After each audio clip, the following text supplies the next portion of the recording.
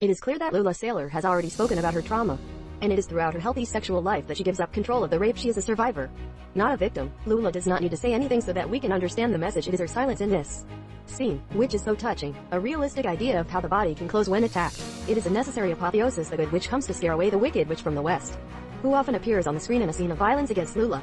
In David Lynch's 1990 film Lula, Laura Dern refuses to let her control her. She is a survivor, not a victim. What distinguishes sexual aggression in Wild at Heart from other Lynch films is that the image of Lula about Laura Dern gives her the power to act. Toto, I feel like we're not in Kansas anymore. Dorothy says this enthusiastically. It's exciting to leave the monotonous world of the American sepia in the 1930s for the glorious Technicolor of Oz.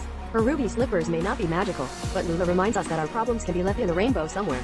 After all, she is also Dorothy. After the wizard leaves in his ball, he takes Linda and his pink ball of gum to make her realize that she is with Lula, that she is his house. Lula claims that she can't tell her mother, and neither can I. Only when I met my beloved friend, I learned to respect myself and recognize the spiral of depression into which I entered.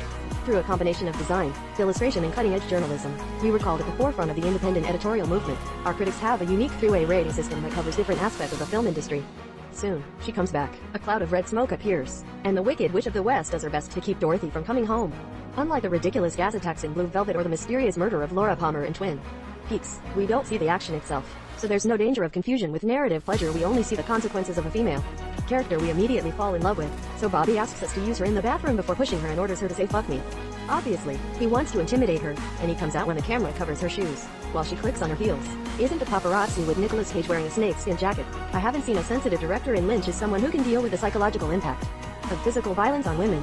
In Wild at Heart, Lynch gives new meaning to this seemingly domesticated gesture of the Wizard of Oz, one of the most emblematic images in the history of cinema.